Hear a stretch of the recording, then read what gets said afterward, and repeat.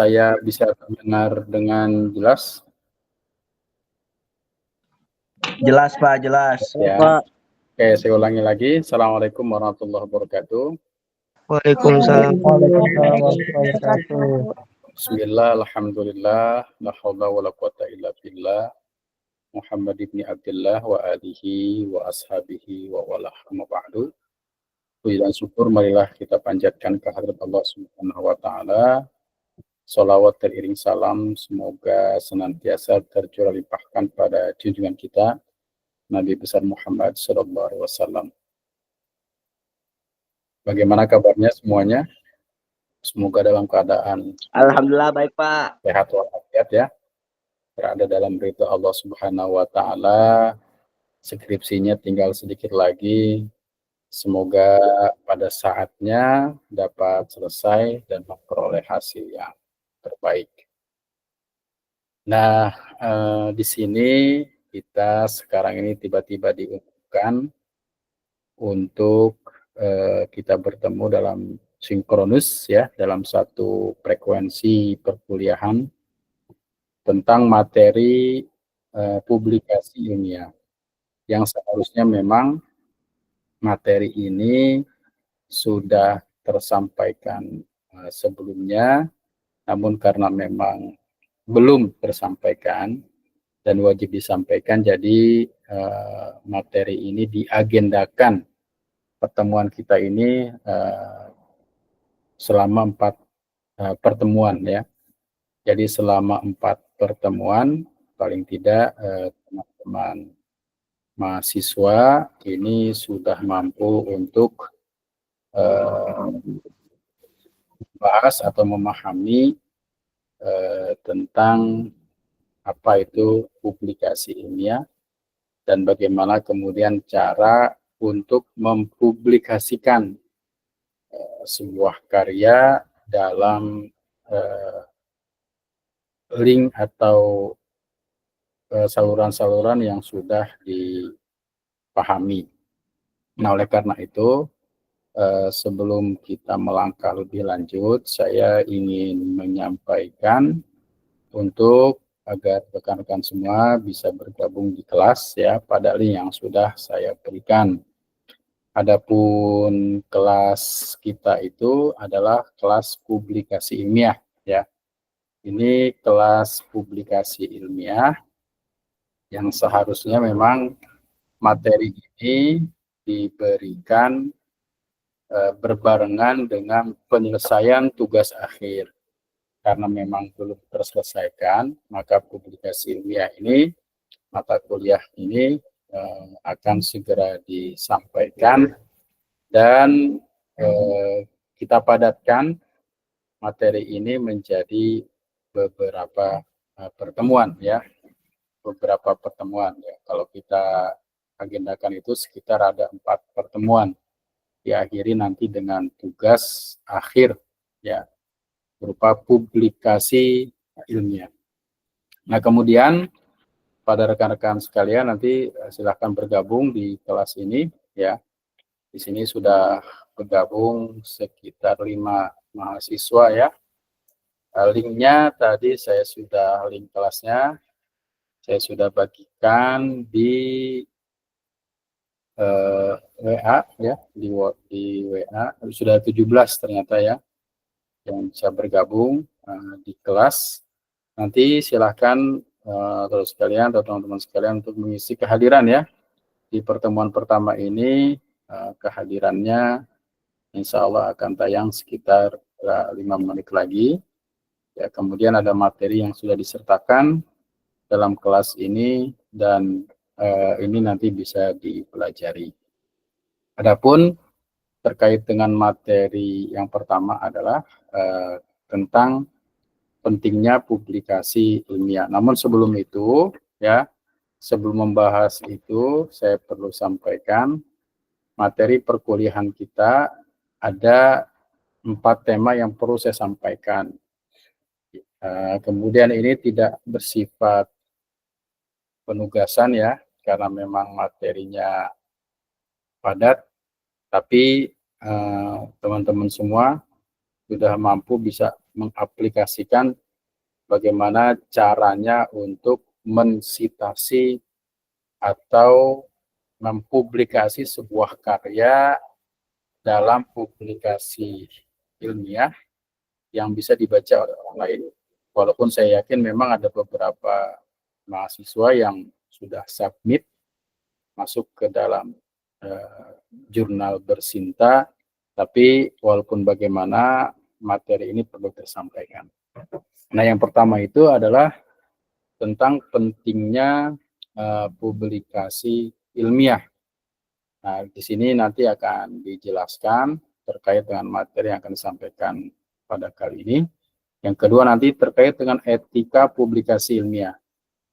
Nah, materi ini terkait dengan bagaimana kita memiliki etika dalam mempublikasikan karya-karya kita secara online ya, dan mudah dipahami dan disitasi oleh orang lain. Tapi walaupun bagaimana di situ kita harus memperhatikan etika, moral dalam mempublikasikan, termasuk juga harus memenuhi standar-standar plagiarisme. Menconteknya, mencontek itu harus persennya berapa? Karena sekarang sudah serba menggunakan aplikasi, sehingga mencontek ataupun mengambil pendapat orang lain itu bisa dideteksi oleh sebuah alat ya, sebuah alat yang aplikasinya bisa macam-macam namanya. Nah, kemudian juga banyak hal yang perlu kita sampaikan terkait tema yang ketiga adalah tentang strategi penulisan dan penyampaian hasil penelitian. Bagaimana kita memiliki strategi agar tulisan-tulisan kita dan materi-materi yang sudah kita pahami dan sudah kita publikasikan itu bisa di submit ya, atau bisa dibaca oleh orang lain. Tentunya ada teknik-teknik yang perlu kita pelajari dan perlu kita berlatih secara terus-menerus, sehingga memang publikasi ilmiah ini menjadi sebuah sesuatu yang terbiasa oleh kita.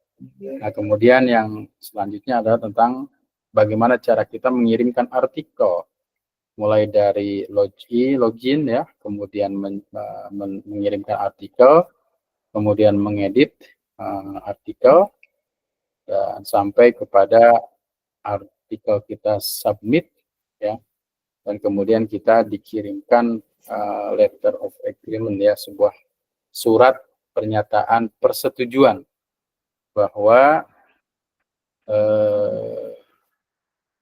jurnal yang kita tulis itu bisa ditayangkan dalam jurnal-jurnal yang sudah kita tuju itu.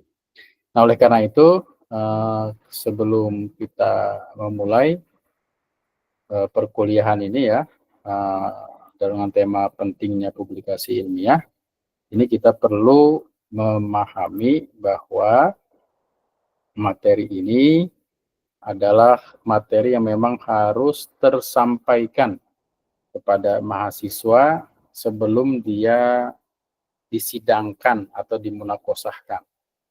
Kenapa? Karena pada dasarnya pertanyaan di munakosah itu adalah ada satu pertanyaan, apakah saudara sudah mempublikasi ilmiahkan atau mempubliskan karya saudara. Kalau dijawabnya sudah, maka saudara harus mampu membuktikan dengan LOA, Letter of Agreement, sebuah surat persetujuan dari lembaga tertentu yang mengakui tulisan saudara dipubliskan. Nah, itu memang seharusnya dilakukan. Kalau seandainya memang tulisan itu tidak ada, ya, maka seharusnya tidak diujikan. Nah, paling tidak itu ya pentingnya publikasi ilmiah.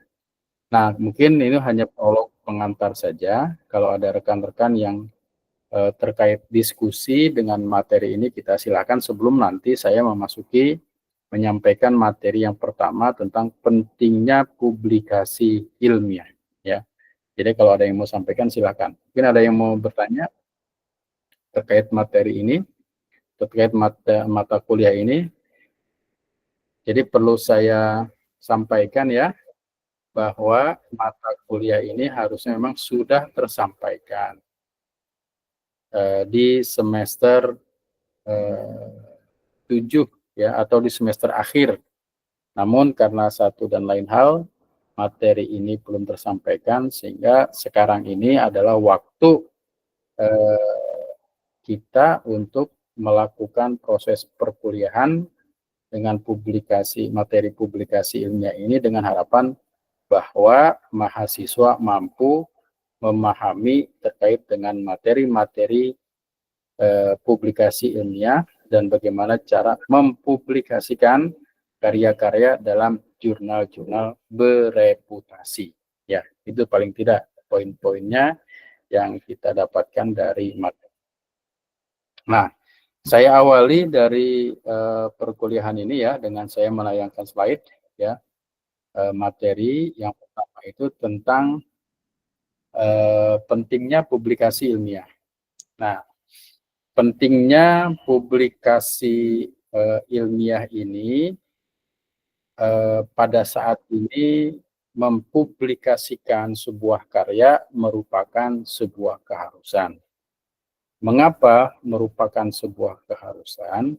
Karena karya yang sudah dibuat oleh seseorang itu harus tersampaikan oleh orang-orang yang memerlukan. Orang-orang yang memerlukan itu banyak, dan orang yang meneliti tentang apa yang kita teliti itu juga sudah banyak. Artinya kita di sini ketika meneliti sesuatu tidak berdiri sendiri ya. Kenapa? Karena dalam sebuah penelitian saja di bab pertama itu harus mencantumkan sebuah penelitian yang relevan. Nah, ketika kita mencari penelitian yang relevan, ternyata banyak sekali penelitian-penelitian yang hampir sama dengan apa yang kita teliti. Namun, setiap penelitian itu harus memiliki novelty atau temuan-temuan yang baru. Kalau apa yang kita teliti ternyata sama dengan orang yang teliti, baik subjeknya maupun objeknya, maka itu diduga adalah melakukan sebuah plagiasi atau mencontek. Nah, karena itu penelitian ini sangat dipengaruhi terhadap perkembangan ilmu pengetahuan, peningkatan kredibilitas akademik, dan dampaknya pada kebijakan pendidikan serta pengembangan profesional. Jadi pentingnya publikasi akan sangat berguna bagi mahasiswa semester akhir yang sedang mempersiapkan karya ilmiah mereka. Jadi saudara sebenarnya sekarang pada fase mengerjakan tugas akhir. Tugas akhir itu selesainya kalau Anda sudah dinyatakan layak melalui sidang munakosah atau sidang skripsi. Pada sidang skripsi atau sidang munakosah itu biasanya ada sebuah pertanyaan yang menjadi syarat disidangkannya. Apa itu? Apakah karya saudara ini sudah dipublikasikan? Atau pada jenjang S2 dan S3 itu sifatnya wajib, bahkan sangat wajib. Kalau sudah, mana buktinya? Maka buktinya itu adalah LOA, Letter of Agreement, surat pernyataan bahwa artikel kita diterima oleh sebuah jurnal yang bereputasi ya. Atau juga kalau seandainya ditolak ya maka harus kita bagaimana caranya untuk mencari di tempat lain. Nah, karena itu sebenarnya publikasi ilmiah pada saat ini memegang peranan yang penting. Seorang guru ketika naik jabatan itu juga harus dilihat mana tulisannya. Tulisan-tulisan seorang guru itu bisa dilihat melalui jejak-jejaknya. Jejak-jejak dalam dunia akademisi itu bisa di Google Scholar, itu bisa di di karya-karya melalui Sinta 1, Sinta 2. Sinta 1 itu paling bagus, Sinta 2, Sinta 3, 4, 5, dan 6 ya. Bahkan kalau yang bereputasi internasional itu disebut dengan terindeks Scopus biasanya. Nah, ini menjadi sesuatu yang memang harus ditempuh oleh akademisi, baik itu seorang pendidik guru maupun seorang dosen ya. Kenapa? Karena syarat-syarat untuk meningkatkan profesionalisme seorang guru ataupun seorang dosen itu biasanya sejauh mana karyanya sudah dipublikasikan, baik dalam bentuk buku ya, ber-ISBN, bentuk jurnal, tulisan-tulisan jurnal yang ditayangkan dalam tulisan bereputasi, ataupun dalam bentuk-bentuk proceeding ya. Proceeding itu seperti hasil-hasil diskusi ilmiah yang melibatkan para ahli. Nah, kemudian publikasi ilmiah itu menjadi penting karena ada kontribusi terhadap ilmu pengetahuan. Kenapa? Karena dengan adanya publikasi ini dapat menyebarkan sebuah pengetahuan baru. Nah, publikasi ilmiah itu berfungsi untuk menyebarkan hasil penelitian kepada komunitas akademik dan masyarakat untuk memperluas pengetahuan yang ada. Karena itu, ketika saudara mempublikasikan itu, harus mengetahui dulu disiplin ilmu saudara. Apakah disiplinnya ilmu pendidikan, apakah ilmu yang lainnya, itu harus jelas dulu. Jangan sampai nanti tumpang tindih. Atau tumpang tindih itu artinya satu menuliskan disiplin ilmunya tentang ekonomi, misalkan satu lagi pendidikan, itu tidak boleh. Harus dalam bentuk selingkung dengan disiplin ilmu pendidikan atau disebut dengan pendidikan agama Islam. Nah, kemudian kontribusi terhadap ilmu pengetahuan yang kedua adalah bahwa publikasi itu menjadi sebuah dasar untuk penelitian selanjutnya.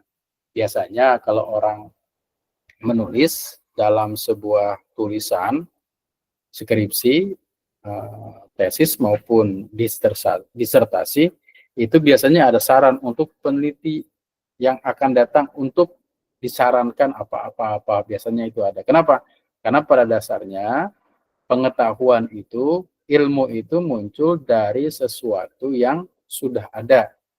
Dari sesuatu yang sudah ada, disusun sedemikian rupa menjadi temuan baru.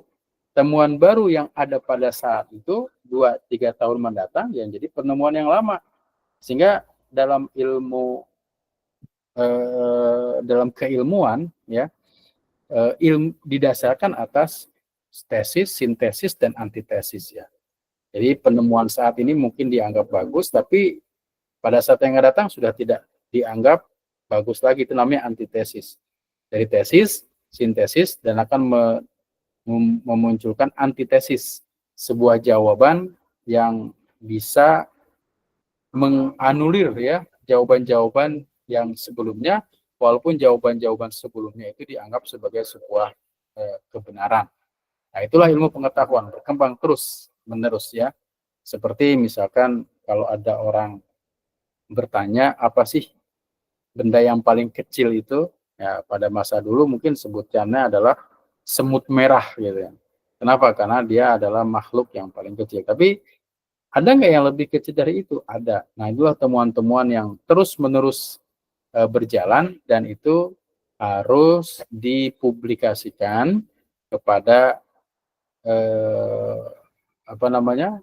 kepada sesuatu yang bisa dibaca oleh semua orang. Dan dalam hal ini, dalam baik itu pemerintahan, baik itu dalam dunia-dunia saat ini, itu ada yang disebut dengan jurnal, di mana kita bisa mempublikasikan sebuah penemuan dalam sebuah jurnal yang bereputasi.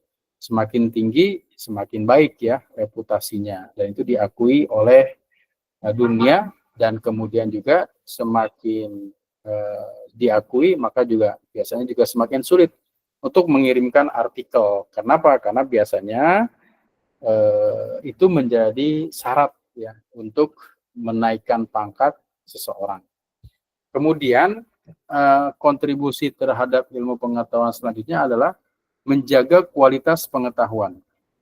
Jadi tulisan yang kita kirimkan itu ada proses review ya. Review itu dicek kembali tulisan kita. Karena itu sebuah jurnal biasanya ada template-nya ya.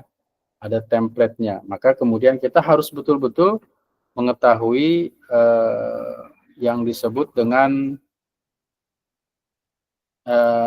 hal-hal yang disebut dengan jurnal template-nya itu seperti apa. Nah, di sini coba saya bisa misalkan mudah-mudahan jurnal kita bisa terbuka ya. Nah, apakah layar saya ini bisa terlihat udah nih? Belum ya? Belum, Pak.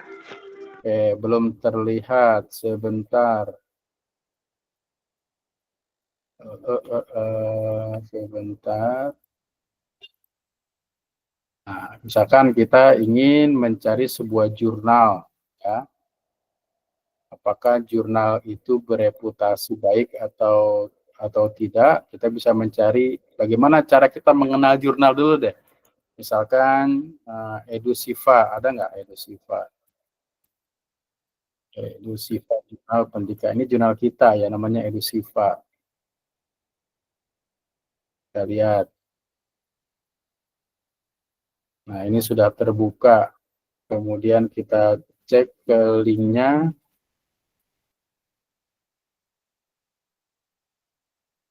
Apakah bisa terbuka atau tidak.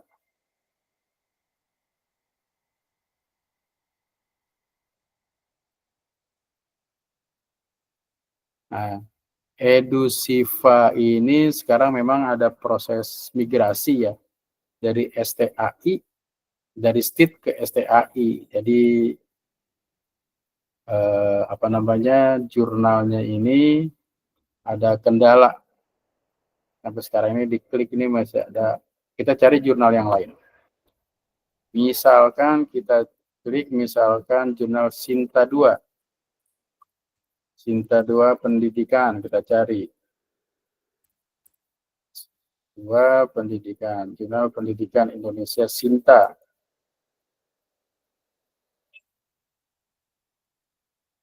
Nah, ini ada namanya Jurnal Pendidikan Indonesia. Siapa penerbitnya? Lembaga Penelitian dan Pengabdian kepada Masyarakat Universitas Pendidikan Ganesha. Ini contoh. Kita lihat misalkan jurnalnya. Nah, kita lihat dulu apakah bisa jurnal ini dilihat. Sama juga ya. Oke, kita cari lagi misalkan jurnal edukasi Islami.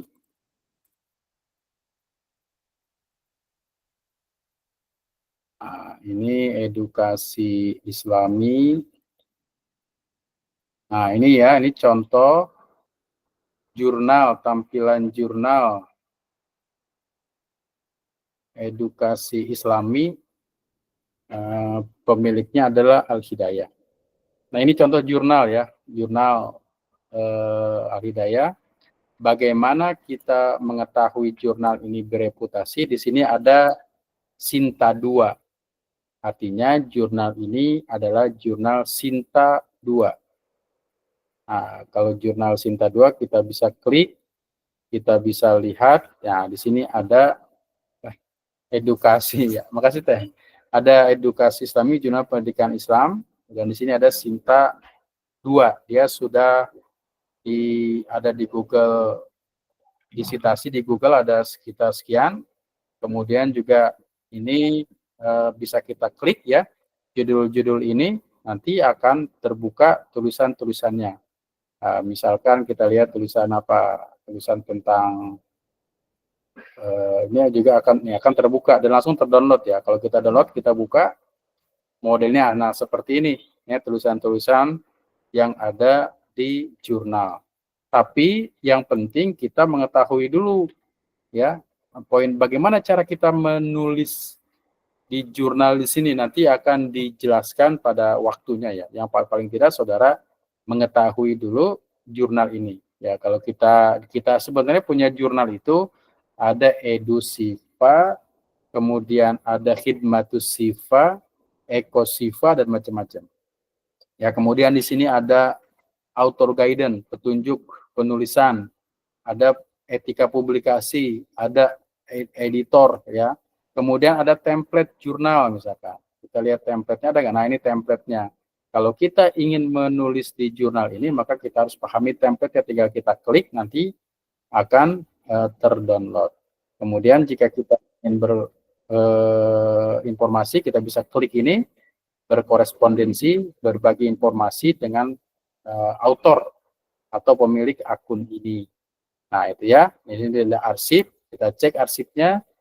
Misalkan saya pernah nulis nggak di sini ya, kita cek. Kalau nggak salah, kita cari di arsipnya tentang pendidikan multikultural, misalkan. Multikultural. Ada nggak? Nah, ini ada waktunya ya, publisnya kapan, katakanlah misalkan 2017. Kita cari, ketemu nggak? Coba kita lihat dulu.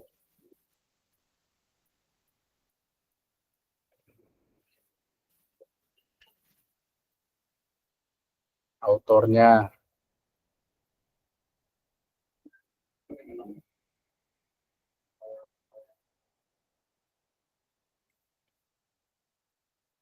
Nah, dulu saya pernah menulis di sini ya. Nanti kita bisa cari linknya, itu bisa ketemu ya di link ini. Nah, itu salah satu ya, salah satu contoh jurnal. Nanti akan dijelaskan lebih lanjut lagi. Nah, kita lanjut lagi ya, terkait dengan bahasan selanjutnya tentang kontribusi terhadap ilmu pengetahuan. Apa kontribusi publikasi ilmiah terhadap pengetahuan? Pertama, kontribusinya adalah bahwa publikasi dari apa yang kita teliti itu adalah untuk penyebaran pengetahuan baru. Sebagaimana saya sebutkan tadi, bahwa ilmu pengetahuan itu terus berkembang dari tesis, sintesis, antitesis, sehingga terus-menerus itu berputar menjadi sebuah pengetahuan yang satu sama lain saling melengkapi. Kapan berakhirnya? Ya, selama dunia ini masih ada, selama ada manusia itu berpikir, maka pengetahuan tetap akan mencari jalannya, tetap akan mencari sebuah kebenaran. Dan publikasi itu adalah salah satu sarana untuk mempromosikan pengetahuan apa yang sudah kita dapatkan, apa yang sudah kita temukan ke orang lain. Nah, kemudian kontribusi terhadap pengetahuan ini diantaranya untuk mengetahui suatu pengetahuan-pengetahuan baru. Misalkan dalam dunia pendidikan itu kan teori-teori banyak sekali. Teori-teori itu yang banyak muncul saat ini itu berasal dari teori-teori sebelumnya. Jadi jejak-jejak sebelumnya itu ada untuk menimbulkan atau merumuskan pengetahuan yang baru. Nah, sebagai cara untuk menghasilkan penelitian kepada komunitas akademik dan masyarakat, ini penting untuk memperluas pengetahuan yang ada. Jadi intinya yang pertama adalah untuk penyebaran pengetahuan baru. Yang kedua, bahwa kontribusi terhadap ilmu pengetahuan adalah bahwa publikasi itu sebagai dasar untuk penelitian selanjutnya. Apa yang dimaksud dengan dasar untuk penelitian selanjutnya? Saudara, saat ini misalkan contoh meneliti tentang pendidikan multikultural. Nah, pendidikan multikultural yang saudara teliti saat ini, itu sudah berapa orang yang meneliti tentang pendidikan multikultural menurut versi mereka, menurut versinya masing-masing. Daerahnya masing-masing, subjeknya masing-masing, objeknya masing-masing, referensi masing-masing. Namun, walaupun bagaimana ada kesamaan dalam tema penelitian itu pendidikan multikultural. Nah, di mana saudara dapat mengembangkan sesuatu yang sudah ditemukan orang lain. Berarti di sini bukan mencontoh secara utuh apa yang sudah ditemukan orang lain, tetapi mencari sesuatu novelty, temuan-temuan baru walaupun kemungkinan judulnya sama, tetapi di situ ada objek, ada waktu yang berbeda. Dan itu menjadi sesuatu yang penting karena penelitian apa yang kita teliti saat ini itu didasarkan atas pengetahuan-pengetahuan sebelumnya. Dalam karya-karya ilmiah, baik itu skripsi, tesis maupun disertasi, itu pasti ada di situ mencantumkan penelitian terdahulu yang relevan. Ini menandakan bahwa ada silsilah ketersambungan ya dalam artikel penulisan karya ilmiah.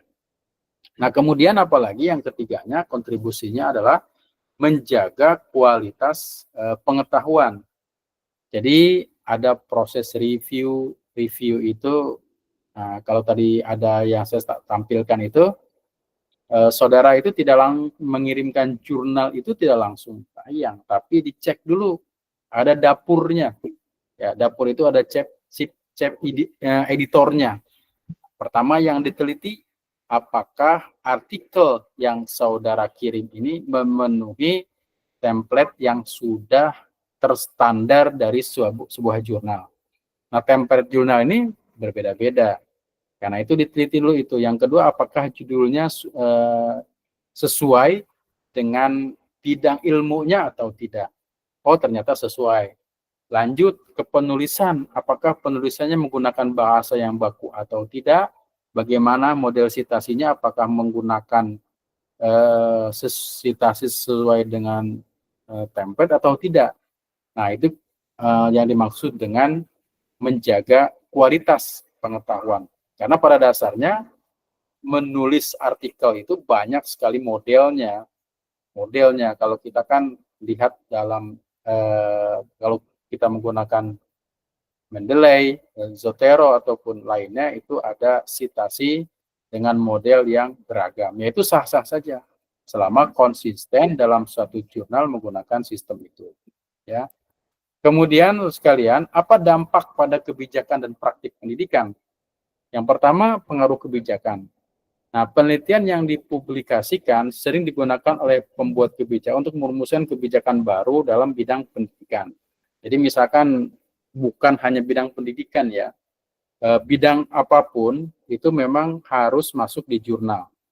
Matematika, sosiologi, agama, dan lainnya itu masuk ke dalam disiplin jurnal. Kenapa? Karena orang akan menanyakan apa sih penelitian yang terakhir, yang tren saat ini terkait dengan disiplin A, disiplin B, disiplin C gitu. Disiplin ilmu pertanian tentang apa, disiplin ilmu pendidikan tentang apa. Jangan sampai kita meneliti sesuatu yang dianggap usang ya, sudah tidak up to date, sudah tidak ada terbarukan lagi. Maka kita harus bagaimana caranya melakukan sebuah penelitian, mengupdate penelitian itu sehingga sesuai dengan zamannya gitu. Itu yang pertama. Jadi pengaruh kebijakan. Orang-orang yang ingin menentukan kebijakan itu akan mempelajari dulu, misalkan pendidikan yang berkembang saat ini, ya itu kan ada istilah deep learning, itu pasti mempelajari dengan model sebelumnya. Model sebelumnya apa? Misalkan kurikulum merdeka. Kurikulum merdeka ini ada nggak di jurnal? Cari, banyak sekali. Implementasi kurikulum merdeka, bagaimana cara menggunakan soal HOTS, ya, bagaimana menggunakan soal-soal macam-macam itu banyak. Nah, kemudian apa yang harus kita tingkatkan saat ini? Maka kemudian ada yang disebut dengan deep learning. Itu sebenarnya meningkatkan dari yang sudah ada. Nah, cuma yang perlu diperkuat adalah secara filsafat itu ada ontologinya, epistemologinya, aksiologinya, pemahamannya, apanya, mengapanya, dan untuk apanya. Sehingga pemerintah ketika mengambil sebuah kebijakan berbasis data, maka mau tidak mau harus membuka jurnal sebagai sebuah referensi yang dijadikan rujukan untuk membuat sebuah kebijakan-kebijakan yang baru. Kemudian ada lagi adalah aplikasi praktis ya. Hasil penelitian itu dapat diterapkan untuk meningkatkan metode pengajaran dan pembelajaran di kelas. Ya, misalkan menggunakan sistem A, sistem B, ini ada nggak yang diteliti dalam sebuah tulisan? Nah, kalau ada yang diteliti, pasti itu akan menghasilkan sebuah kesimpulan atau pengetahuan-pengetahuan yang baru. Karena itu dijadikan sebuah rujukan bagi kita untuk menerapkan metode-metode tersebut, apakah bisa diterapkan dengan baik atau tidak. Kemudian ada lagi dampak evidensial dalam pengembangan keputusan, yaitu publikasi ilmiah menyediakan bukti yang kuat untuk mendukung perubahan dalam kurikulum dan strategi pendidikan. Kenapa? Karena evidensial ini adalah didukung oleh sebuah data. Jadi penelitian itu harus menggunakan etika kejujuran. Jangan sampai menggunakan data-data yang tidak benar. Kalau kita menggunakan data-data yang tidak benar, maka sebenarnya kita juga sudah membuat sebuah kebohongan. Nah, kemudian perlunya publikasi ilmiah itu adalah pengembangan profesional. Nah, sekarang apapun profesi kita, kalau dikaitkan dengan pengetahuan, maka sejauh mana saudara itu sudah memiliki publikasi. Nah, sekarang kita ada Google Scholar, ya, ada Sinta, ada macam-macam lah. Nah, itu kan bisa terdeteksi afiliasinya apa, sebidang ilmunya apa, karya yang sudah diterbitkan apa, itu bisa tersimpan di Google Scholar, sehingga orang bisa melihat dengan sangat mudah bahwa orang ini adalah melakukan penelitian ataupun sama sekali tidak melakukan penelitian. Karena itu saya berharap teman-teman semua itu bisa membuat akun ya Google Scholar, ya, ketika memiliki karya itu bisa tersimpan di situ, ya, bisa dilihat oleh banyak orang, bisa dilihat oleh siapapun yang menginginkan, dan itu menjadi satu bahan kita untuk mengembangkan pengetahuan. Kemudian adalah pengembangan profesional, diantaranya adalah networking, meningkatkan keterampilan itu jelas ya. Siapapun orangnya yang ingin menyebarkan ilmu pengetahuan, maka dia harus melakukan sebuah riset, sebuah analisa, sebuah komunikasi yang baik kepada publik ya, sehingga ide-idenya itu tersampaikan. Ada networking, ada jaringan. Nah, itu membuka kesempatan untuk melakukan kolaborasi dengan peneliti lain dan memperluas jaringan profesional. Jadi networking ini misalkan sekarang kita kan di Sirajul Falah itu juga mengembangkan ya. Misalkan ada webinar atau apa melibatkan bukan hanya orang Indonesia, tapi peneliti-peneliti dari Singapura, peneliti-peneliti dari Malaysia misalkan. Nah, itu berkolaborasi. Dia menulis, kita berkolaborasi. Nah, karena itu hibah penelitian itu biasanya sangat mendukung orang-orang yang berkolaborasi, bekerja sama antar dua lembaga atau lebih ya, untuk meneliti sebuah objek, kemudian juga dikembangkan dan menjadi sebuah karya yang baik. Kemudian juga karir ya, profesionalisme, peluang karir itu juga bisa dimunculkan dari sejauh mana publikasi itu dilakukan, sehingga dapat menjadi nilai tambah dalam mencari pekerjaan atau melanjutkan pendidikan lebih tinggi. Nah, ketika saudara jenjang S2 ingin melanjutkan ke S3, itu biasanya diawali di S3 itu dengan proposal disertasi ya. Proposalnya sudah masuk duluan walaupun kuliahnya belum biasanya. Nah, karena itu sangat penting untuk karir, kalau apalagi ketika saudara sudah banyak membuat tulisan-tulisan di jurnal ya. Nah, kemudian jurnal itu penting juga karena mendorong inovasi. Nah, dari jurnal itu ada ide-ide baru, kreativitas baru, kemudian ada kolaborasi antar disiplin ilmu, kemudian juga bisa memberikan solusi atau jalan keluar terhadap cek yang kita teliti ataupun penelitian yang sedang kita lakukan. Dan yang terpenting adalah bahwa ketika kita memang aplikasikan sebuah pengetahuan atau jurnal, maka kita menjadikan pendidikan itu adalah sebuah gaya hidup ya, sehingga pendidikan seumur hidup itu menjadi gaya yang memang harus kita lakukan. Nah, itulah kenapa kita didorong untuk melakukan publikasi ilmiah. Dan publikasi ilmiah itu menjadi penting karena ke depan itu akan menjadi tuntutan, terutama mahasiswa di semester akhir itu harus memahami dan mengimplementasikan proses publikasi ilmiah dalam menyebarkan pengetahuan-pengetahuan dan profesionalisme kita. Nah, itu ya kaitan dengan materi mengapa publikasi ilmiah itu menjadi penting ya kita lakukan dalam proses pembelajaran kita sehari-hari. Oke, silakan kalau ada hal-hal yang kan ini ada Firmansyah ya. Silakan Pak Firmansyah. Silakan. Amir Firmansyah, ada yang ditanyakan, silakan. Ya, ini nggak kedengaran, mungkin dibuka dulu itunya. Suaranya. Atau dari yang lain, ada yang mau ditanyakan, silakan.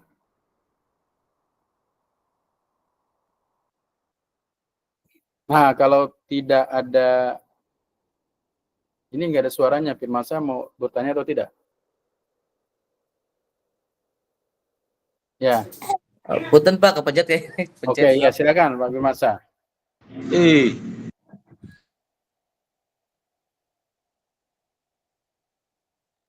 Oke ya. Tadi katanya kepencet berarti nggak sengaja. Ahmad Fahru Roji, silakan. Reja Pak, Reja. Oh iya Reja, silakan Reja.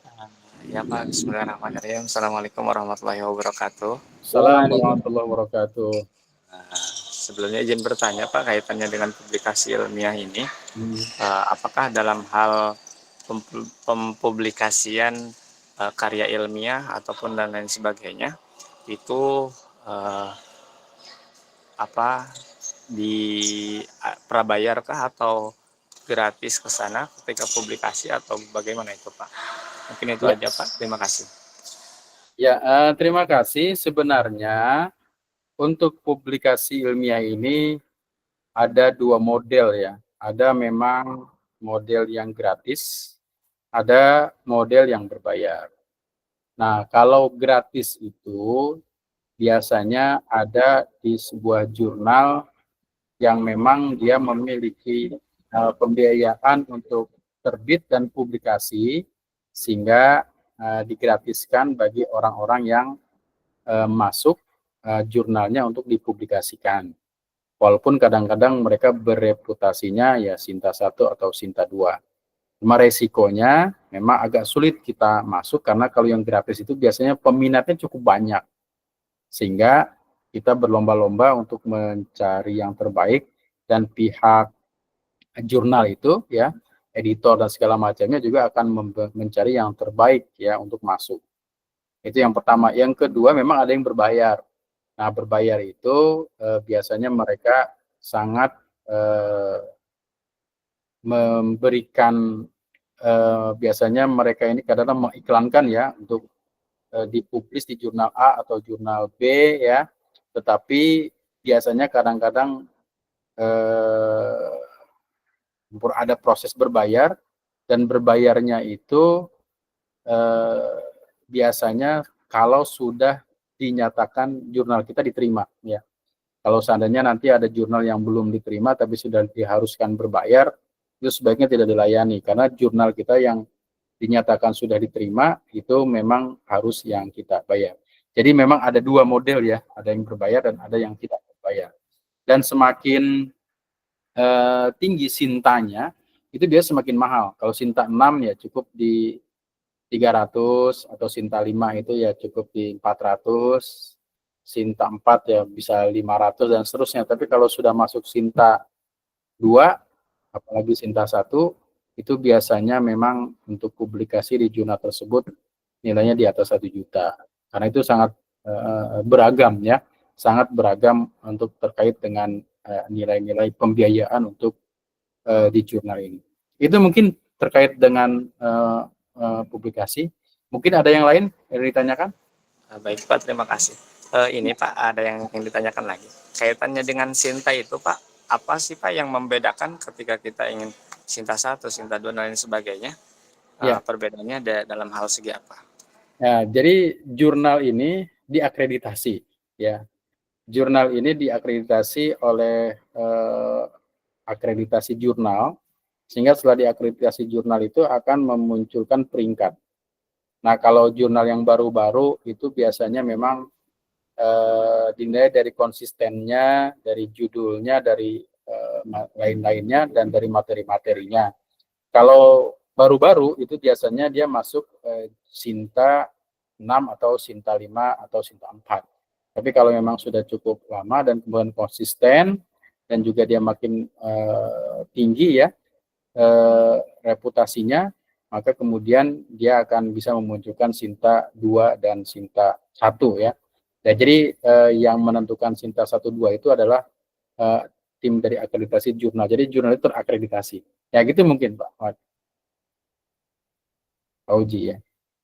Jadi jurnal itu terakreditasi. Nah itu kita bisa cari sebenarnya di Google juga banyak sekali untuk akreditasi jurnal, dan setiap tahun ya ataupun 6 bulan sekali Kemendristek-Dikti itu kadang memunculkan, kalau sekarang mungkin namanya direktur apa gitu ya, itu memunculkan list mana jurnal-jurnal yang terakreditasi Sinta berapa dan masa berlakunya. Itu mungkin Pak. Baik Pak, terima kasih Pak. Ada lagi Pak, satu lagi boleh? Ya silakan, nggak apa-apa. Kita masih. Ya silakan. Ini Pak, kaitannya dengan karya ilmiah yang kita buat, karena kan kalau misal kita buat di upload di submit di jurnal itu ada beberapa kriteria yang harus dipenuhi. Yeah. Nah, kaitannya dengan karya ilmiah yang kita buat, tapi karya ilmiah yang kita buat itu ingin publish ke media gitu Pak. Apakah ada saran lain selain untuk submit ke sana, tapi hasil karya ilmiah kita bisa dilihat dan bisa dipublish oleh banyak orang? Ya, karya ilmiah itu sebenarnya ketika kita menulis ada etikanya. Artinya begini, ketika kita memang mengirimkan artikel yang kita tulis itu ke satu jurnal, maka ya di jurnal itu saja kita fokusnya.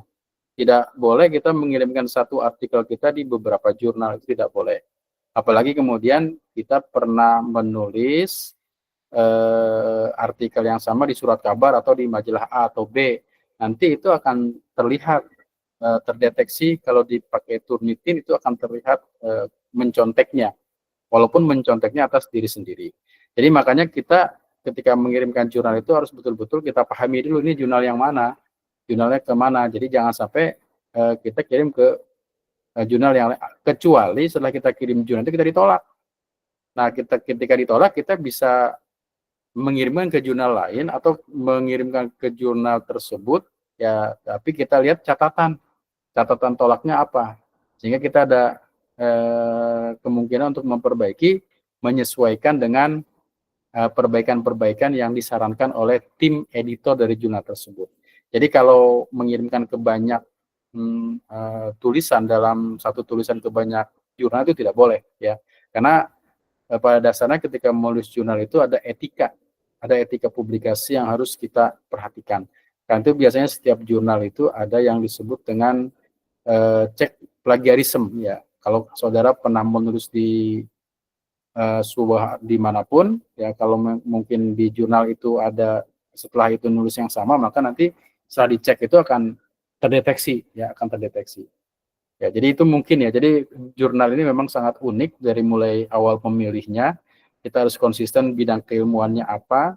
Ketika kita mengirimkan harus memperhatikan template-nya. Setelah jurnal dikirimkan kita juga harus memperhatikan ada biayanya atau tidak gitu. Kan seharusnya memang yang membayar itu yang tim jurnal ya, bukan kita, karena tulisan kita sudah dimuat di situ. Tapi dalam konteks kita ini masih autornya yang menulisnya itu yang mengeluarkan biaya. Nah, kita mungkin berharapnya sih tidak mengeluarkan biaya, tapi memang ada yang seperti itu. Tapi jujur saja yang gratis seperti itu banyak diminati oleh banyak orang, sehingga untuk mendapatkannya itu memang perlu energi yang lebih besar lah ya. Nah, jadi itu mungkin jawabannya Pak Ahmad Fauzi ya. Iya Pak, baik Pak, terima kasih Pak. Saya Reja Firmansyah Pak dari Iya, kelas Reja, saya lihat berdasarkan nama di sininya ya, di tampilannya. Iya Pak, punten Pak pakai akun orang lain. Nggak apa-apa, teman-teman sekalian, jangan lupa ya, isi di kelas itu ada kehadirannya. Link kelasnya sudah saya sampaikan. Jangan lupa untuk isi kehadiran di kelasnya, karena kita ada 4 pertemuan. Di pertemuan terakhir mungkin nanti akan saya berikan kuis lah ya, gitu, seperti itu. Karena ini mau tidak mau harus masuk ke dalam transkrip nilai mahasiswa. Oke, dari yang lain ada yang lagi yang kita diskusikan?